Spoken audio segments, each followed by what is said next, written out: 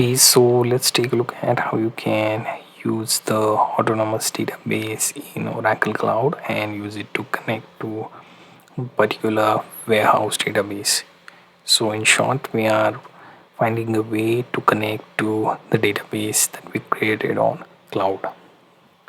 So I assume that you have created your autonomous database. Simply go to databases, Oracle database, and then click on autonomous database.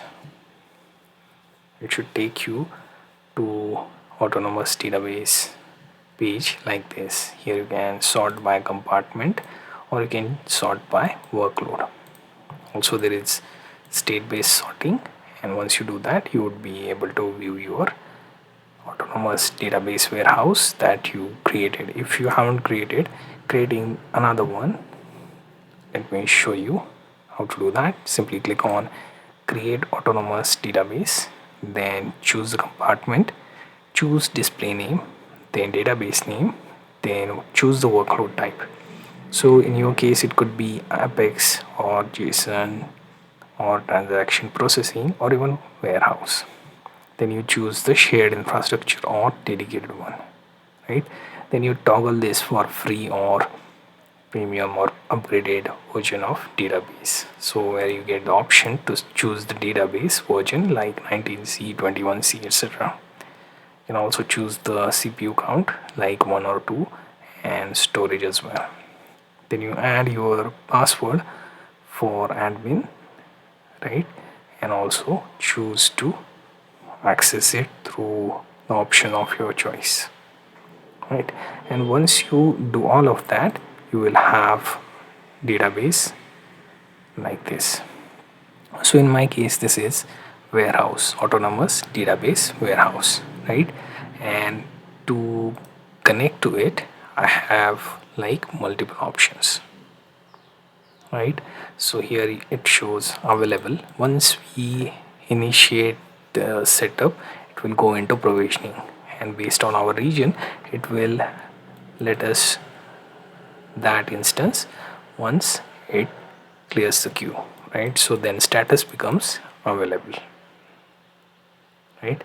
And then you have option to connect to. So you have like two options, one being database connection, another being database actions, right? So actions and connections, so each one of them would have their own interface to connect to. So in case of typical database connection, you will notice that here you are going through some of the conditions, like you are using JDBC theme client or Python driver or ODP.NET driver or Oracle call interface. In that case you can use this particular method to connect to. So if you are using SQL developer or any other JDBC driver based IDE that requires you to connect to Oracle database, in that case you can use this wallet option, right? Now here you will see two things: one, download client credentials, and second, connection strings. Now let's say I want to download this for SQL developer. In that case I'll be accessing only one database, so I will use instance wallet. Let's say you have like 10 databases and spread across multiple applications, all of them under one region. Then you will choose region wallet, right? So let's say I have SQL developer, so which one I would use is my instance wallet. Then I will choose download wallet, right? So we'll go there. Before that you can see the connection strings. So the method I am currently choosing is instance wallet, so it will give me option for only mutual TLS, right? So we'll download the file and then use it along with our username and password to access. Then we have TNS in three different options: high, low, and medium. So you can pick one of them, right? And then close this. So what we can do right now is we will use instance wallet, and for that we will click on download wallet. Now here you get options like, let's say, password. So this is the password that we used for creating our warehouse. So it will have admin as default user, and this would be the password, right? So I will click on download now. So let's wait for it to initiate the download. Here you can see wallet underscore DevNami. You will be using this to access the database for this autonomous database warehouse, and specifically for instance, right? Now that we have it, we can close this. We can come back to this particular portion anytime we want, right? And we can copy the TNS and paste it in SQL Developer. So I'll close this. Now comes the second method to achieve the same result, right? So I will go to database actions. Previously we looked at connection. Now let's go to database action. Now this will load another tab where you can see Oracle database action. It will load this after accepting the admin and password. Now here you see all the actions it will let us do on our data warehouse, right?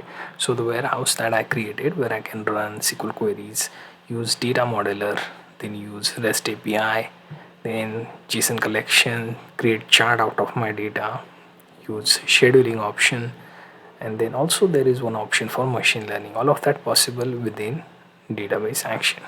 So our current goal is to find the download client credential wallet. So I will go to administration and then choose download client credentials wallet. Here again we have the same step, right? Here we get client connection. Previously we get instance credential wallet, which also require the same password, right? And then we can simply click on download. This will specifically download the wallet, which is our client credential wallet, right? Difference between the two, you can get that. So both of them will achieve the same thing, that is option to access your database. However, the type of permission given by the both will be different.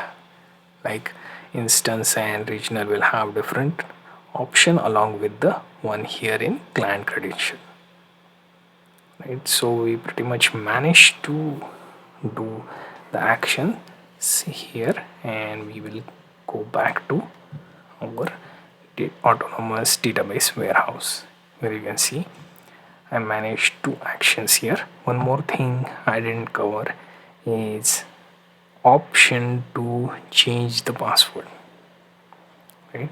The password that I used for database warehouse, I can change that. I can simply click on more actions, then I will click on administrator password.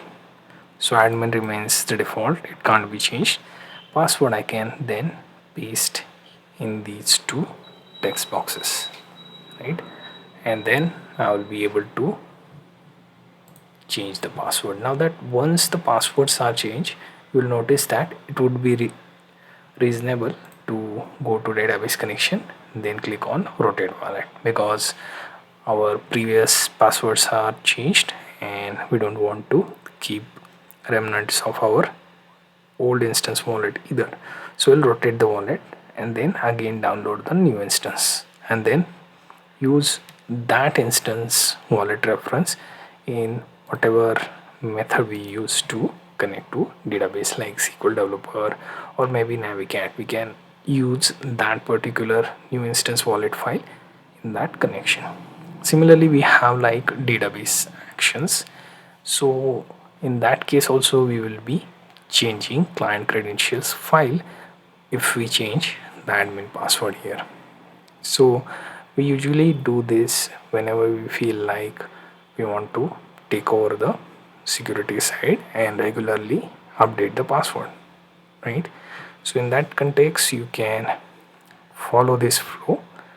So if you want to specifically pick a tool and want to connect your autonomous database to that tool, then both these methods can be of use to you. So in case of SQL developer, use the database connection options. If you are using any Python app or so, you can make use of client credentials, or if you are having any other tools where you want client connections, you can go to database actions, pick that file from there and work the rest, right? So pretty much we managed to connect to our autonomous database using mTLS method for authentication.